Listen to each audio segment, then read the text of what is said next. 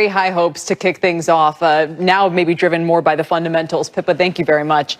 Well, another alternative energy source is hydrogen. It has been hailed as a possible alternative energy source for decades, but still represents a tiny fraction of the energy industry. Our next guest says hydrogen's moment is here, and it could be a savior as the global energy crisis worsens and countries search for alternative sources of low-carbon fuel. Joining us now, Vijay Vaitheeswaran. He's the Global Energy and Climate Innovation Editor at The Economist. Vijay, welcome. Hydrogen has always been a popular source to ponder. It's been often called the future of energy and will always remain the future of energy. Why do you think now is its moment? And as I understand it, capturing hydrogen sometimes requires more energy than you get out of hydrogen. Tyler, you put your finger right on it. There's been a lot of hype about hydrogen going back decades. Some of our viewers will remember a couple of decades ago, big companies like Daimler, Chrysler, Toyota, GM were betting billions on fuel cell cars. We're supposed to have millions of these. We don't, of course. So it's right to be skeptical. And the other point to remember, hydrogen is actually more of an energy carrier. It's like electricity and a way to store energy, like batteries. You can't just get hydrogen freely on Earth. It's got to be made from something, and that takes energy. And so anyone who tells you, oh, it's a magical new source of energy, go in the other direction, right? You got to ask them where you're going to make your hydrogen from.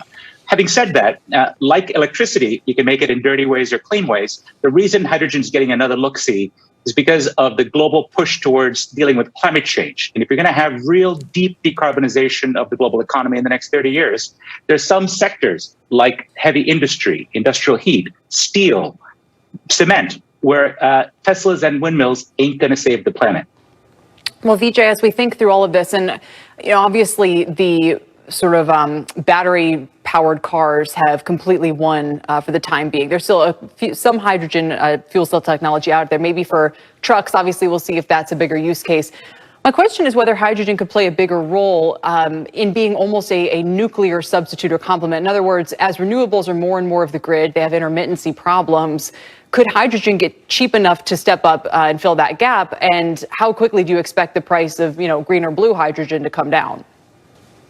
So you put your fingers on two of the key points. One of them is, can it be play a role in grid stabilization? And that's one of the properties that hydrogen has that, as it's developed, it can store energy across seasons. Batteries in California, they've got grid scale batteries that could last maybe 4 hours, let's say. But hydrogen can safely and cheaply store for many, many months and bring the power back to conversion. Now, you lose some energy along the way every time you convert. But at the moment, we see with problems in Europe, for example, with natural gas shortages, lack of energy on the grid because of a very large renewable presence, but not enough backup power. And we're going to have the same problems in the US as well. The more renewables penetrate, the intermittency problem becomes a huge issue for the grid. That's one role that hydrogen can play. That's a few years out. We need to get to scale. But the second and important thing that you said was about price. What's the price? Right now, the short answer is it's too expensive. It ain't going to be for today. But the Department of Energy has launched one of its so-called Earth shots. It's meant to be a moonshot for different technologies. They want to try to bring down the cost of hydrogen by 80% by the end of the decade.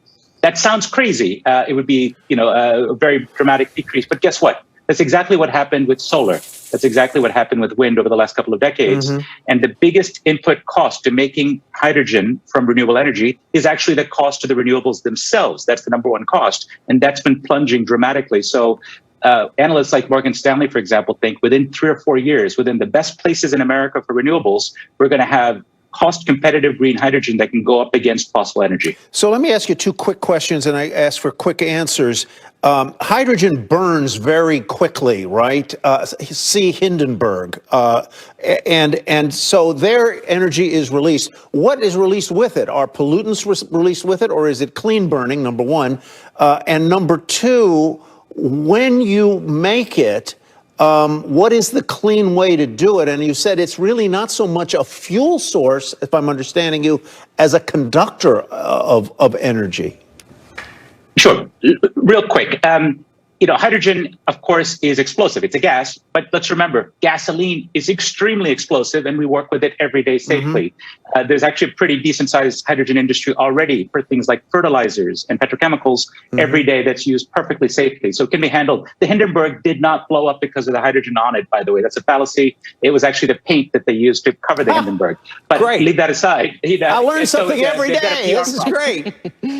Go ahead. They need some better PR consultants for the hydrogen industry. So, and you're absolutely right to put your finger on the point that hydrogen is not a primary energy source. You got to make it from something. So you got to think about it like electricity. The nerds call it an energy carrier. You got to make it from something, but then it's available as perfectly clean. If you use it in a fuel cell to move, for example, there's loads and loads of fuel cell forklifts, thousands of them at Walmart's, Amazon's, made by companies like Plug Power and others that are using hydrogen today. And if you make that hydrogen from clean sources, then you're actually decarbonizing an industrial application. That's probably where it's going to be used first in heavy industry. If you make it from natural gas, which is how a lot of energy companies in the Middle East wants to make it, you've got to be very, very careful to use carbon capture sequestration technologies, which are available. But frankly, there's no motivation to use them. There's no carbon regulation. Why bother? So the hydrogen made today is mostly pretty dirty, but it can be made much more cleanly if you put the right regulation or incentives and technologies in place. Vijay, thank you for your insights today. It was really clear, and we will have you back often as we explore this interesting area. And we should mention the stock performance for fuel cells has been pretty strong over the past month. Names like Fuel Cell, Plug Power, so forth, some big gains. Right. Up next.